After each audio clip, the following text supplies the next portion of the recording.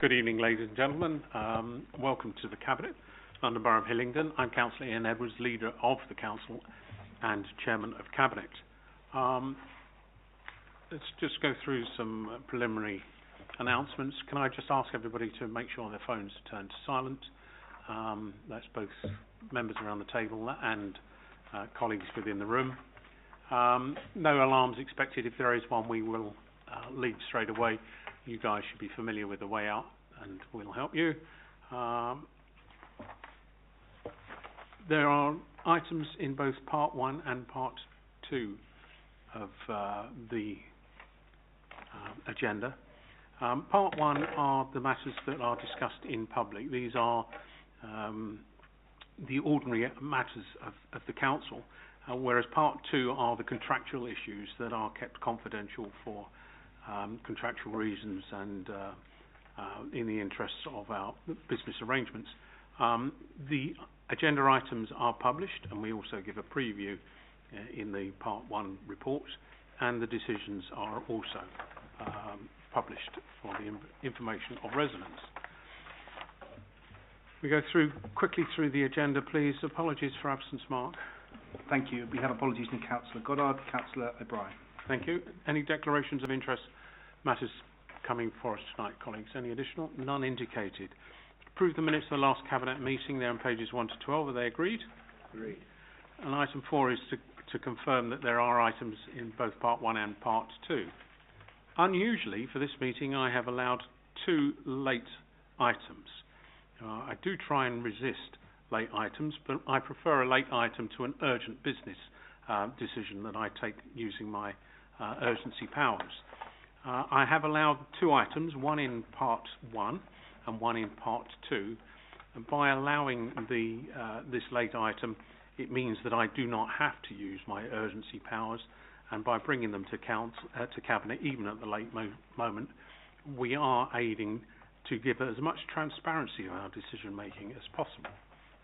So we will have an additional item in both Part 1 and Part 2. Let's turn first of all to agenda item 5, the School Capital Programme update. Councillor Bianco.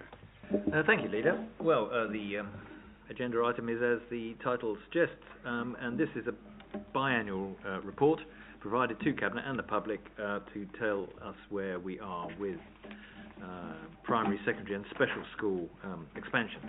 And what's happened over the last period is that pupil numbers are always evolving and changing, and the demand for primary places, which continually rose until 2018, is now in decline. And this is leading to us having spare places in many of our primary schools, and so that there isn't currently a pressure on building more primary school places. Secondary schools, not quite the same. We're continuing to look at some pressures there, and we are, but we believe that we will meet the demands we have. Where we have a particular concern is with special schools, and this is where we are spending a considerable amount of money in the forthcoming period. And if you look at the financial costs on page 13, you'll see that total SEND spend is forecast to 43.4 million against a school condition building programme of 18.5 million. And that's another important matter to touch on, because we are continuing our schools condition surveys to ensure that we don't have unfortunate incidents going forward where schools can't be used because of leaking roofs or boilers that have broken down and such like. And indeed, later in this agenda, we will be passing a number of items that relate to that. So this is there are 2 recommendations at the top of page 14 to note and delegate, which are set out there, and I move those recommendations. Thank you very much. Colleagues, those 2 recommendations agreed? Agreed. Thank you.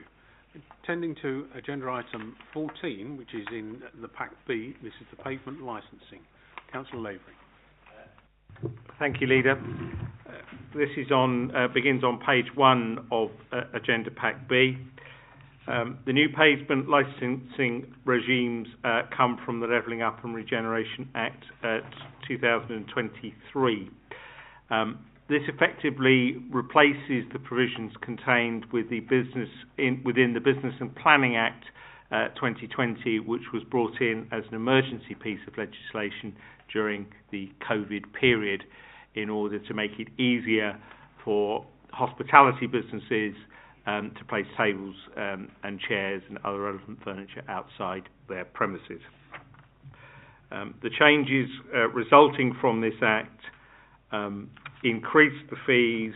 They were originally set at £100 within the 2020 Act, but that was in recognition at that time that the financial hardship being faced by many hospitality businesses.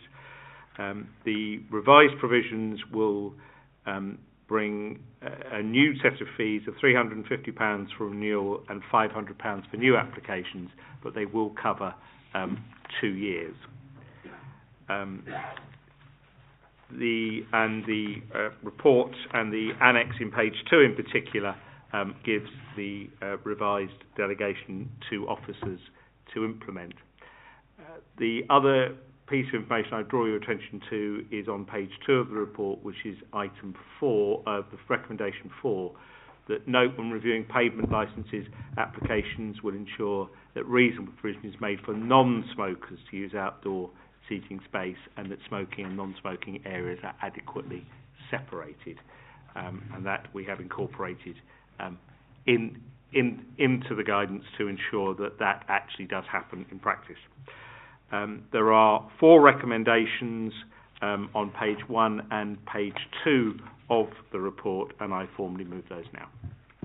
Thank you very much, Councillor Lavery. I particularly welcome the clarity that we're bringing here to say that where outdoor seating is provided, that non-smokers should be catered for in the first instance.